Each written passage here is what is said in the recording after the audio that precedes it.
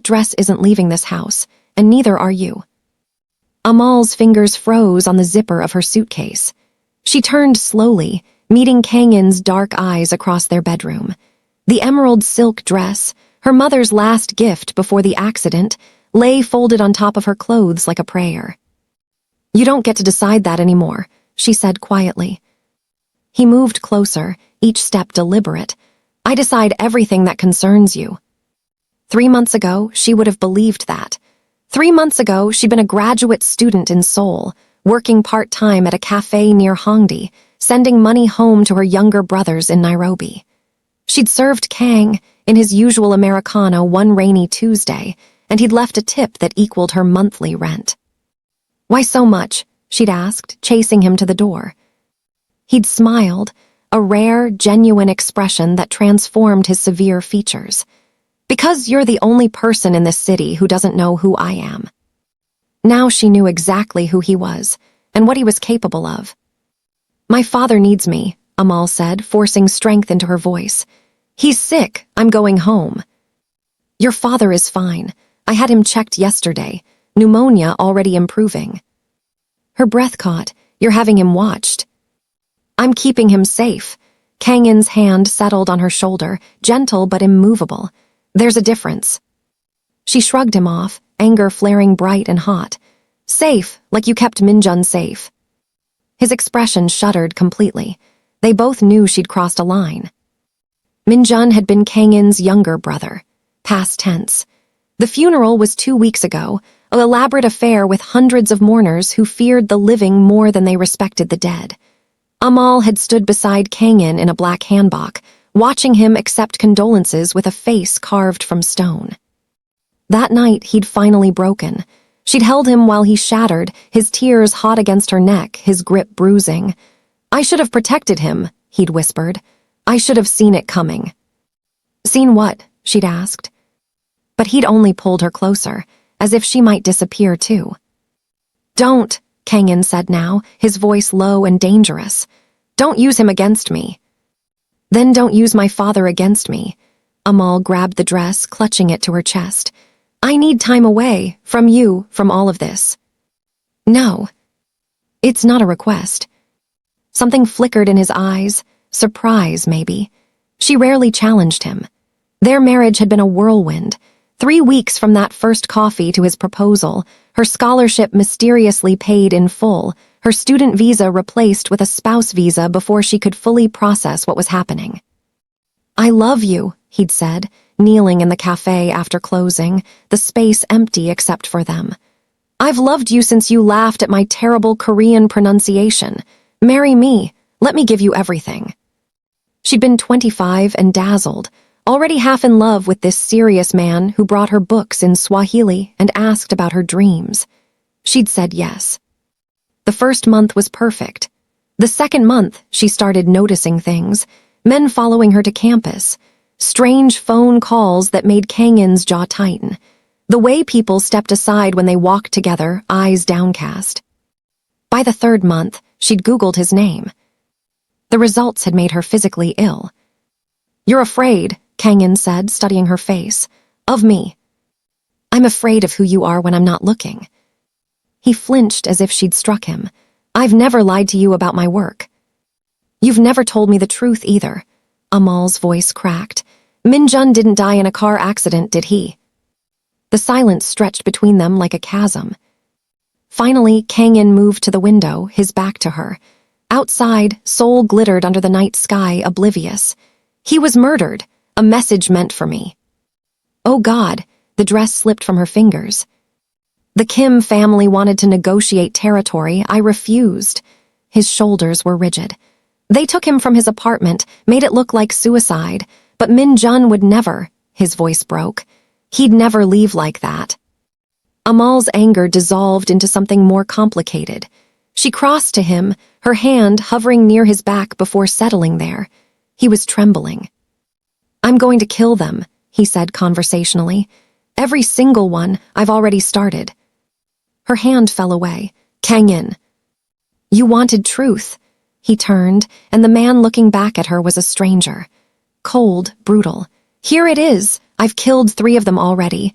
I'll kill 3 more by next week, and I'll keep killing until the family that murdered my brother doesn't exist anymore."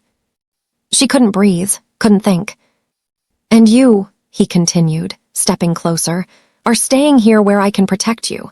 Because if they even suspect you mean something to me, and they do, Amal, they absolutely do, you'll end up exactly like Minjun. This isn't protection, it's a prison. Call it whatever helps you sleep." His hand cupped her face, thumb tracing her cheekbone with heartbreaking tenderness. "But you're not leaving, not now, not when there's a war coming. I never agreed to be part of your war. You agreed when you married me." Amal jerked back, betrayal burning through her. "That's not fair." "Fair," Kang-in laughed, sharp and bitter. "My brother was 23. He played violin and wanted to be a music teacher. Where's the fairness in that?" Before she could respond, his phone buzzed. He glanced at it, and every trace of emotion vanished from his face. "What?" Amal whispered. "Get dressed, something elegant." He was already moving toward the door. "We're going out." "You just said." "Plans changed." He paused in the doorway, his expression unreadable. "Wear the green dress, the one you were packing." Then he was gone, leaving Amal alone with her racing heart and the growing certainty that everything was about to get much, much worse. The restaurant was the kind of place where silence cost more than speaking.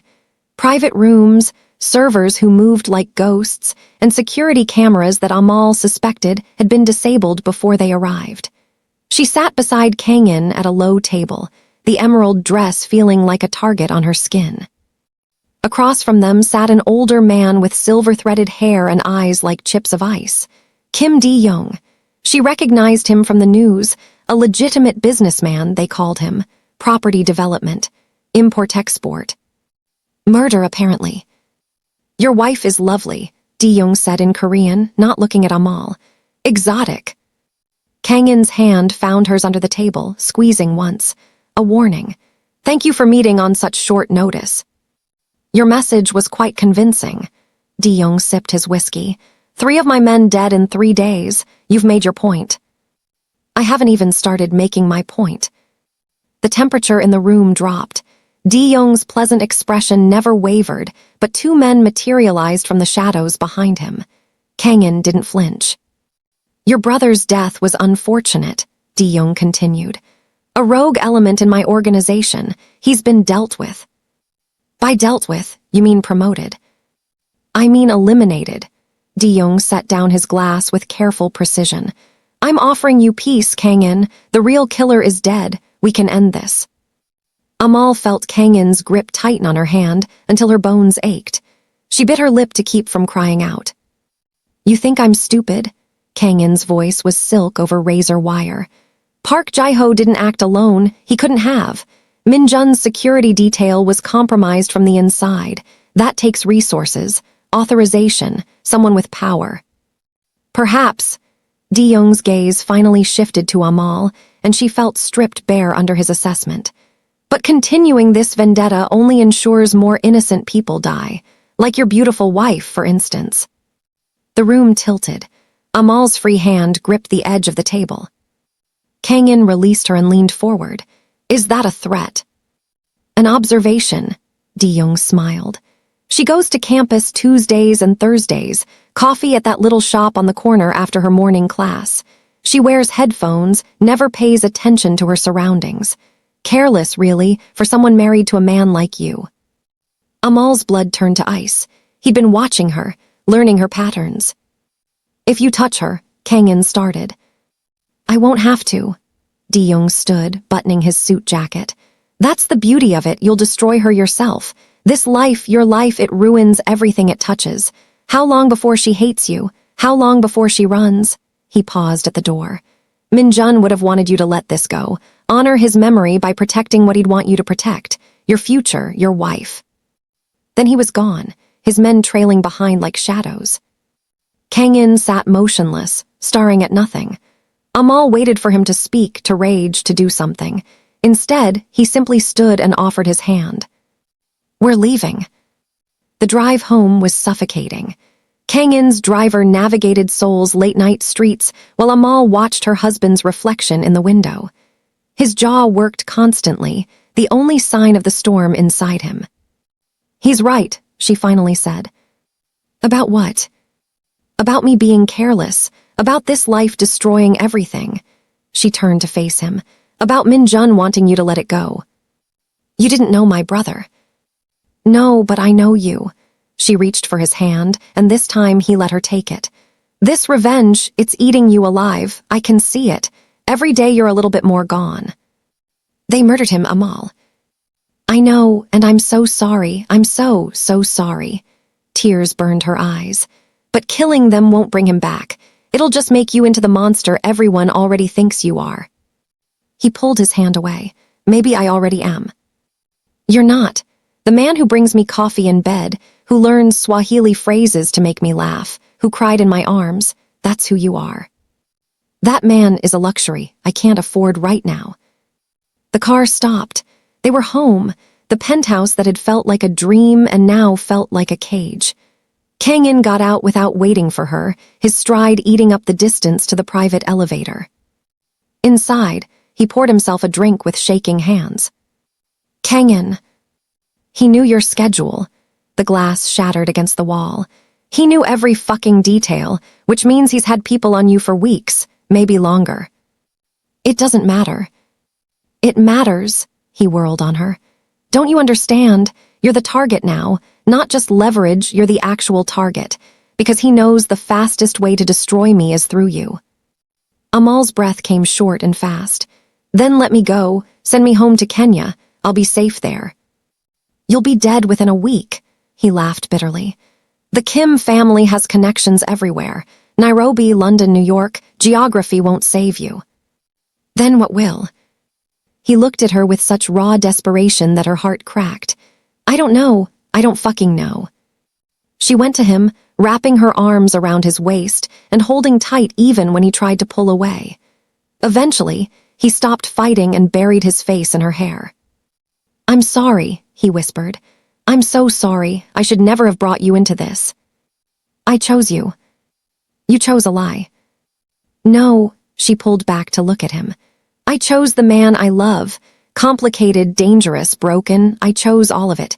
You don't get to decide my choices were wrong." Something shifted in his expression. Hope maybe, or fear. "Amal." His phone rang. He ignored it. It rang again. "Answer it," she said softly. He did, his face going blank as he listened. Then, "I'll be right there." "What happened?" "My warehouse in Incheon, it's on fire." He was already moving, grabbing his jacket and keys. "Stay here. Don't answer the door for anyone. I mean it, Amal, no one." "How long will you be gone?" "Few hours, maybe less." He kissed her forehead, quick and hard. "Lock the door behind me, code 9473. She followed him to the door, anxiety clawing at her throat. "Be careful." He paused, looking back at her with an expression she couldn't read. "I love you. Remember that. No matter what happens, remember I love you." Then he was gone. Amal locked the door with trembling fingers and entered the code. The penthouse felt enormous and empty. She poured herself wine she didn't drink and sat in the dark, watching the city lights blur through her tears. Her phone buzzed. Unknown number. "Don't trust him. The warehouse fire is a distraction. Check his office. Bottom drawer, false bottom. The truth will break your heart, but you deserve to know. A friend." Her hands shook so badly, she almost dropped the phone. It could be a trap. Obviously it was a trap. The Kim family playing mind games, trying to divide them. But what if it wasn't? Amal stood, her mother's dress whispering against her skin, and walked toward Kang-in's private office with her heart hammering against her ribs. The bottom drawer, false bottom. She knelt, finding the hidden latch exactly where the message said it would be. Inside was a single file folder. She opened it, and the world stopped. The photograph slipped through Amal's fingers like accusations. Her own face stared back from a dozen angles, walking to class, laughing with friends, serving coffee at the cafe. But these weren't recent. The dates stamped in the corners made her stomach turn. 6 months before they'd met. Her hands shook as she found more. Reports, detailed backgrounds on her family, her father's medical history, her brother's school records, bank statements, everything. At the bottom of the folder lay a single document in Korean. She pulled out her phone, hands trembling as she translated it with the camera. Subject, Amal Adhiambo. Status, approved for approach. Objective, marriage asset for Kenyo expansion. Method, organic encounter, accelerated courtship. Timeline, 3-6 weeks to proposal. The phone clattered to the floor. No. She rifled through more pages, desperate for something that would make this make sense. Another document, this one older, marked with Kang-in's father's signature. East Africa Initiative, Phase 1. Establish legitimate presence through marriage alliance. Adhiambo family connections to Nairobi Port Authority essential for shipping routes. Her father. They wanted her father's position, his access, his reputation. She'd been a business transaction. Amal pressed her fist to her mouth, swallowing the scream building in her throat. Every moment replayed with sickening clarity. The scholarship that appeared from nowhere. The visa processed impossibly fast. His interest in her family, her background, she'd thought he was being thoughtful, loving. He'd been gathering intelligence.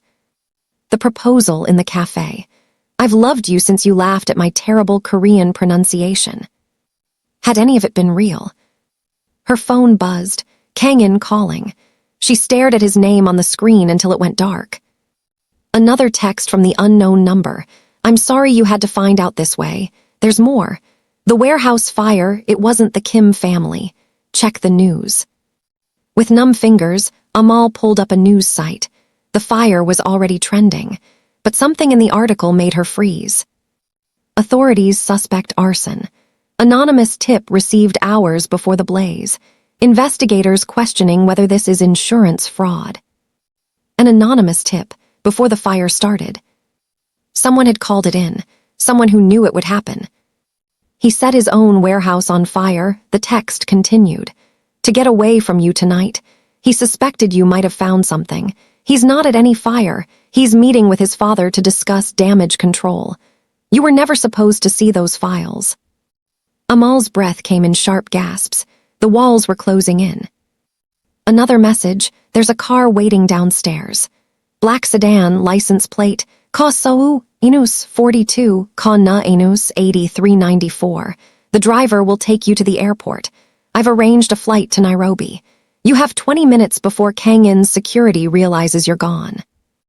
Who are you? Someone who knows what it's like to be a pawn in their games. Someone who got out. Run. She should wait, confront him, demand explanations. But the evidence was damning. And if he'd lied about this, what else had he lied about? Amal grabbed her passport and the emergency cash Kang-in kept in his safe. She knew the combination, another detail that now felt calculated. She changed into jeans and a sweater, stuffing the emerald dress into a bag. Her mother's dress, the last real thing she had. The penthouse was silent as she moved through it. At the door, she hesitated, looking back at the space that had briefly felt like home. The kitchen where Kang-in had taught her to make kimchi. The couch where they'd fallen asleep watching movies. The bedroom where he'd held her and promised forever. All of it built on lies. She entered the code to unlock the door and slipped into the hallway. The elevator seemed to take forever. Every second, she expected alarms, guards, Kang-in's voice telling her to stop. But the building remained quiet. Too quiet. The black sedan was exactly where the text promised, engine running. A woman in her 50s sat in the driver's seat, her expression neutral. Amal, she asked in English. Who sent you? Someone who wants you safe. Get in, we don't have much time. Every instinct screamed trap. But staying meant facing Kang-in with this knowledge, and she wasn't ready. Couldn't be ready, not yet. Amal got in the car. They drove in silence through Seoul's glittering streets. Amal watched the city blur past, each block taking her further from the man she'd thought she loved. The man who'd apparently never existed. How long have you known? she finally asked.